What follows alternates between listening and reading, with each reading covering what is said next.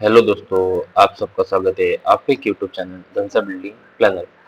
हमारा आज का ये वीडियो नॉर्मली हमारे बहुत से सिविल इंजीनियर भाई है जो इंटरव्यू में जाते हैं या फिर इंटरव्यू में जाने की तैयारी कर रहे हैं, किसी भी उनकी साइट पे हो या किसी बड़े एजेंसी में हो। तो कुछ कॉमन क्वेश्चन है, कुछ 150 160 के करीब में कुछ कॉमन क्वेश्चन है जो बहुत सी जगह पे पूछे जाते हैं।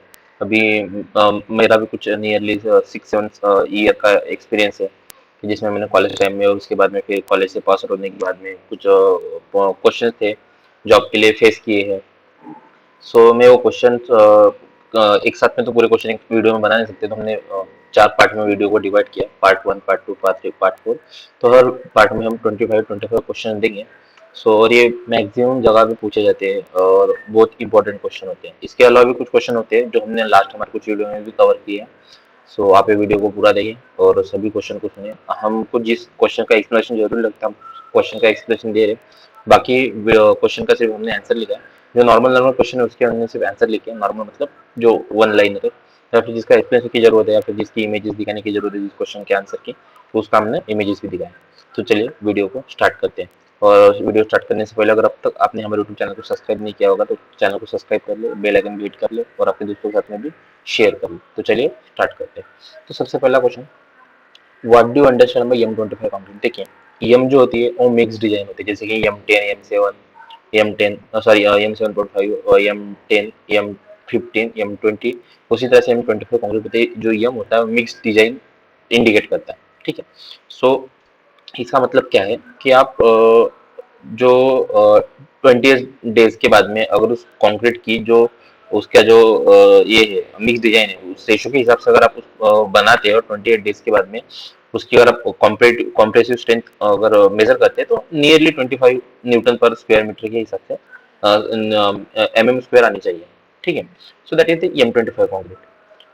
So then, what is the maximum allowable fresh concrete temperature until use as per the ASTM? Okay. So E is considered 32 degrees Celsius. Okay. Then, what is the process of covering of concrete placed on the exposed top of the external wall?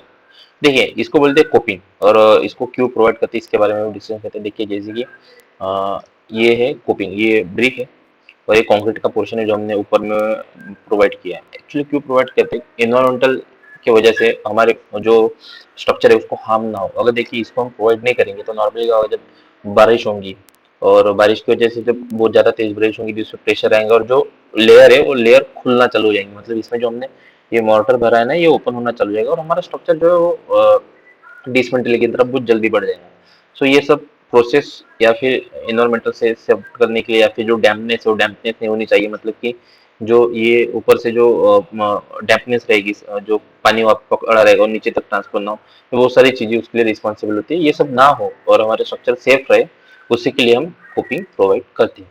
Okay. Then Le Chatelier apparatus use for soundness test. ये बहुत से type पूछे जाते हैं। अगर आप किसी अपना क्वालिटी रिलेटेड जॉब पे जा रहे हैं, मतलब सिविल से, तो क्वालिटी चेक इंजीनियर बन रहे हैं या फिर आप सीमेंट की किसी कंपनी में वर्क करना चाहते हैं या फिर आप किसी लेबोरेटरी में जहाँ पे टेस्ट होती है, तो इस तरह के यहाँ पे आपको इंटरव्यू में ये क्वेश्चन तो पूछे जाते हैं पूरे एपरेटस से रिलेटेड या फिर टेस्ट से रिलेटेड। तो आपने मैक्सिमम उस तरह के क्वेश्चन कवर करके चलना चाहिए। देखिए, अगर आप साइट पे जा रहे हैं तो आपको मैक्सिमम करके रेनफोर्समेंट का, साइट नॉलेज का, कवर का और कुछ ब्रिक के वेट और साइज प्रॉपर्टी, मटेरियल प्रॉपर्टी, ये सब का पता होना चाहिए। आपको टेस्ट का उतना ना हो नॉलेज तो भी चला जाएगा, लेकिन ये सब चीज़ों का नॉलेज होना चाहिए। और जब किसी लेबोरेटरी में जाते हैं या फिर किसी सीमेंट की कंपनी जाते हैं तो आपको मैक्सिमम करके टेस्ट के बारे में पता होना चाहिए, सीमेंट की प्रॉपर्टी के बारे में पता होना चाहिए। Then what are the bearing piles. Bearing piles क्यों यूज होते हैं, तो सीधी सीधी सी बात है, लोड जो है वो ट्रांसफर करने के लिए हार्ड स्टार्टर तक। मतलब क्या होता है कि एक जैसे कि ये एक स्टार्टा, ये यहाँ से लेकर यहाँ तक पूरा स्टार्टा है, तो ये हमारा ग्राउंड लेवल है और ये वीक है। ठीक है। और जो हमारा जहाँ पे हमें लोड ट्रांसफर करना है वो काफी हार्ड स्टार्ट है और यहाँ तक हमें लोड लेके जाना है। तो हम पाइल्स थ्रू करते हैं। मतलब यहाँ से अपने पाइल्स की मशीन देखिए, पाइल्स मतलब एक हॉलो सर्कुलर, एक तरह से सर्कुलर पकड़िए, एक हॉलो सर्कुलर होल किया जाता है, उसमें पूरी मटेरियल की फिलिंग की जाती है, उसको हम बेयरिंग पाइल्स करते हैं। ओके। उसमें भी बहुत सारे टाइप्स है, उसके हमने वीडियो भी बनाए, आप हमारे प्लेलिस्ट में जाके देख सकते हैं। The expansion in Portland cement is tested by soundness test. अभी हमने जिसके बारे में किया लेज एक्लेयर एप्रेटिस साउंडनेस टेस्ट, ठीक है। तो ये हम यूज करते हैं पोर्टलैंड सीमेंट की साउंडनेस मतलब एक्सपेंशन। एक्सपेंशन क्यों चेक करना चाहिए? क्योंकि क्या होता है कि जैसे अभी एग्जांपल के तौर पे आप कोई स्ट्रक्चर बना रहे जो परफेक्ट शेप में है, और सीमेंट के अगर साउंडनेस ज्यादा है, साउंडनेस का मतलब क्या होता है? एक्सपेंशन, ठीक है। एक्सपेंशन हो रहा हो क्यूरिंग करने के बाद में, due to the atmospheric water और उसकी खुद की प्रॉपर्टी, ये सब चीजें के नॉर्मली सीमेंट एक्सपेंड तभी होता है जब एटमॉस्फेरिक वाटर उसको या फिर जो भी वाटर कहते हो उससे कनेक्ट होता है तब, या उसके टच में आता है। सो एक्सपेंशन बुलेट्स में टेस्टेड बाय साउंडनेस टेस्ट। और साउंडनेस टेस्ट इसलिए जरूरी है ताकि आपको पता चले कि आप जो सीमेंट यूज कर रहे हो कितना साउंड है, और जितना मिनिमम साउंड है उतना अच्छा होता है कि स्ट्रक्चर के लिए। अगर कोई आप स्ट्रक्चर कंस्ट्रक्ट कर रहे हैं जो बहुत ज्यादा एक्सपेंसिव है या प्रीशियस है, और उसमें अगर साउंडनेस आ गई तो फिर आपके स्ट्रक्चर में क्रैक आ जाएगी, आपका स्ट्रक्चर मतलब शेपलेस हो जाएगा, कहीं से फूल जाएगा, कुछ हो जाएगा, वो अच्छी बात नहीं। Then what are the various losses in the pre stressing? देखिए, elastic deformation of concrete, shrinkage of concrete, creep of concrete and relaxation of stress in steel. अब प्री स्ट्रेसिंग क्या होता है कि प्री स्ट्रेसिंग मतलब कि एक स्ट्रक्चर है जिसको जैसे कि आप एक स्लैब बना रहे हैं, तो स्लैब बनाने के बाद में उस पे जब कोई लोडिंग आई तब उसमें स्ट्रेस आएगा, बड़ा भैया पे खुद का वेट की स्ट्रेसिंग आएगी। लेकिन प्री स्ट्रेस में क्या होता है कि एक्चुअली पहले ही कैलकुलेट किया जाता है कि स्ट्रक्चर पे कितना लोड आने वाला है, तो उतना स्ट्रेस उसमें पहले ही इंक्लूड किया जाता है जो आने वाले स्ट्रेस को काउंटर अटैक करता है, ठीक है। सो इसकी वजह से आपका स्ट्रक्चर जो लॉन्ग लाइफ रहता है, बहुत सेफ रहता है, और जहाँ पे हेवी लोडिंग है जैसे कि ब्रिजेस है, गर्डर है, या फिर और भी कोई बड़े स्ट्रक्चर या कुछ अंडरग्राउंड स्ट्रक्चर, तो इस तरह के स्ट्रक्चर में प्री स्ट्रेसिंग के से टेक्नोलॉजी से उस पार्ट को बनाया जाता है और वहाँ पे इंस्टॉल किया जाता है। तो उसमें क्या लॉसेस होते हैं? तो elastic deformation of concrete, shrinkage of concrete, creep of concrete and relaxation of steel stresses in steel. And what is the least out of dumpy? अभी आपने डंपी लेवल देखा है क्या? डंपी लेवल नॉर्मली लेवलिंग के लिए use किया जाता है। तो एक अगर आपने शायद आपको, जिसे हम ऑटो लेवल कहते हैं, देखिए ये होता है डंपी लेवल जिसे हम ऑटो लेवल कहते हैं। इसके नाम में लिखा है कि ऑटो लेवल, लेवलिंग करने के लिए ऑटो लेवल को यूज किया जाता है, ठीक है। सो उसी के बारे में पूछा गया कि उसका लीस्ट काउंट क्या है, तो 5 mm का है, ओके। ये मेजरमेंट के लिए यूज किया जाता है। Where is the section of bending consider? देखिए, इस तरह के क्वेश्चन अगर आप किसी यहाँ पे वर्क कर रहे हैं, मतलब किसी कोई बड़ी साइट है जहाँ पे बहुत ज्यादा एक मिनट, जहाँ पे बहुत ज्यादा ब्रिज का या फिर बड़े किसी बिल्डिंग का काम है, तो नॉर्मली इसका तो नॉलेज हम सबको होना चाहिए क्योंकि हमने अपना डिजाइन ऑफ स्ट्रक्चर में इसको सिखाया होता है सॉल्व में। So at the face of the column, okay. Then what is the full form of ACC? ACC is a type of cement, not ACC company. ये टाइप ऑफ सीमेंट है, ठीक है। तो इसका लॉन्ग फॉर्म है ऑटोकेव aerated concrete, ठीक है। सो देखिए, नियरली 22 टाइप्स के सीमेंट मार्केट में अवेलेबल है, और उसके पर्पस, उसके यूज के हिसाब से उसको नाम दिया गया है, और उसके यूज के हिसाब से उसको बनाया गया और हम इसको यूज भी करते हैं, ठीक है। सो एरिएटेड कंक्रीट जो होते हैं उसमें एरिएटेड इंग्रेडिएंट ऐड किया जाता है, ठीक है। सो देन इसका पर्पस वही है, स्ट्रेंथ वगैरह इंक्रीज करने के लिए। What is the maximum reinforcement in beams? अभी आप कोई स्ट्रक्चर डिजाइन कर रहे हैं तो आपको पता रहना चाहिए कि कितना मैक्सिमम रेनफोर्समेंट हम किसी स्ट्रक्चर में प्रोवाइड करना चाहते हैं। तो एक यूनिवर्सल फार्मूला है 0.04 into B into D. B is the width, D is the depth. मतलब एक कॉलम है, सॉरी एक बीम है। सो बीम अगर आप दे रहे तो उसकी विड्थ समझ लीजिए कि 300 mm है और डेप्थ समझ लीजिए कि 300 mm है। सो आप क्या करेंगे 0.04 इंटू 0.3 इंटू 0.3, क्योंकि हम डाटा जो लेते हैं वो मीटर में लेते हैं। सो सॉरी, हाँ मीटर, सॉरी ये mm में रहेगा, okay. Then for steel structure what is the permissible vertical deflection? Span length divided by 3 to 5। यहाँ पे आएगा span length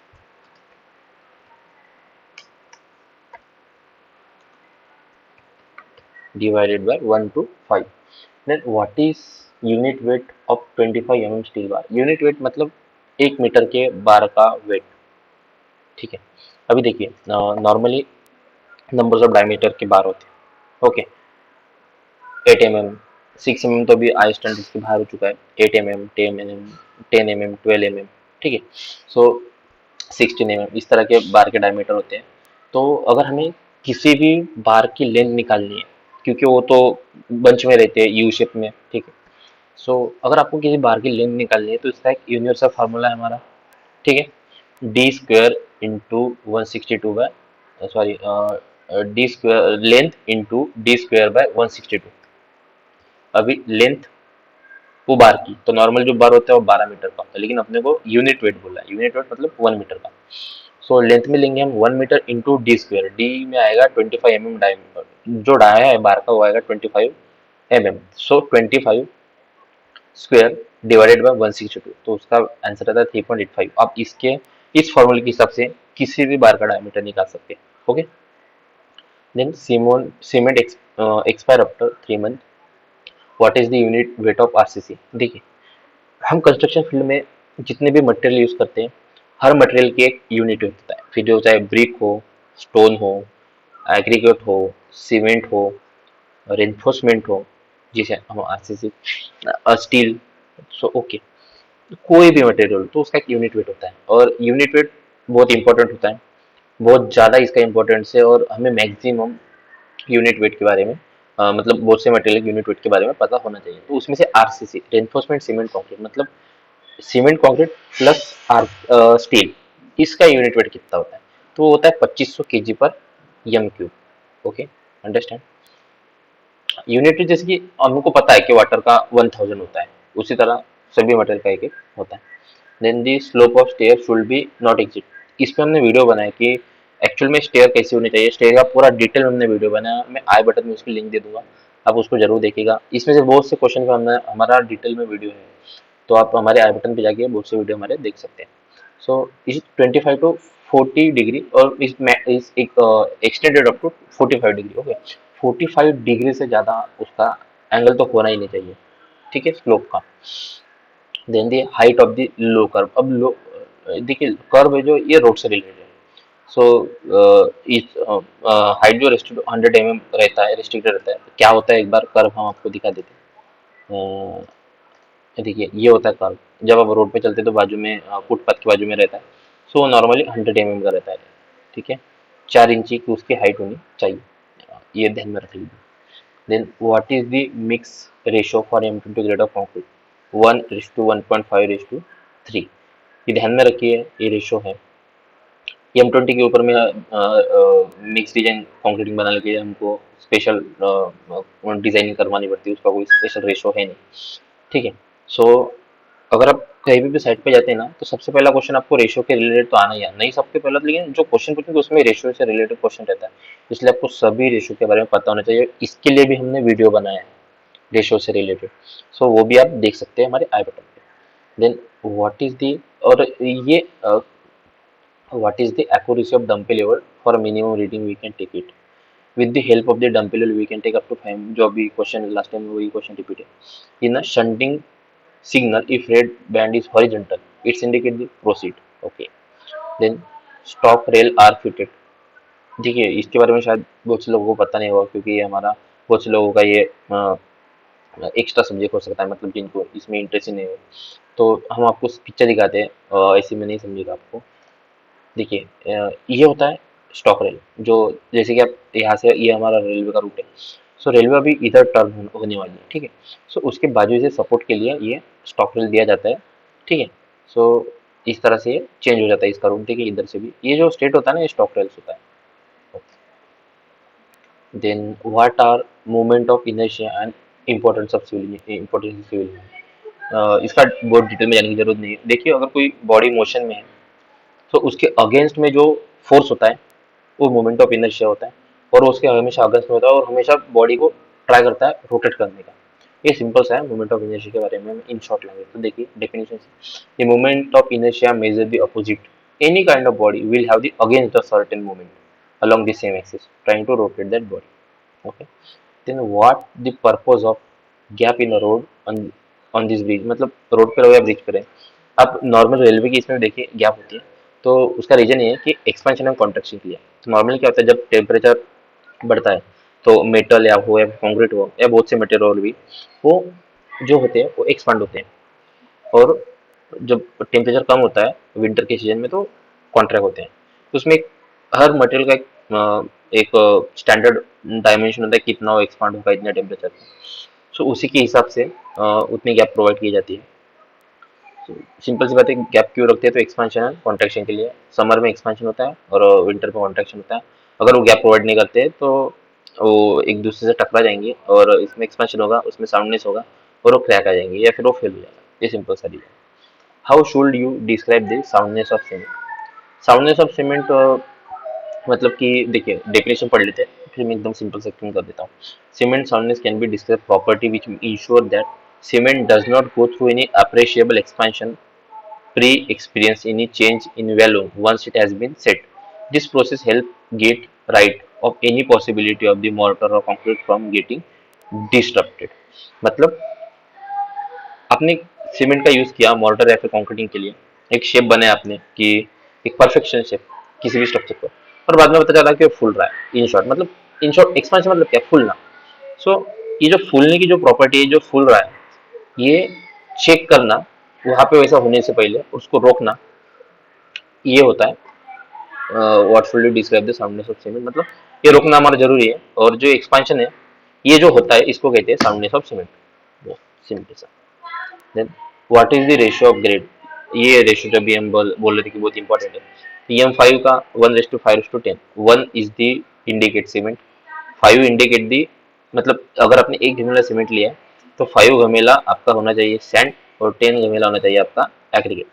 okay, cement sand aggregate, 1 cement 5 sand 10 aggregate.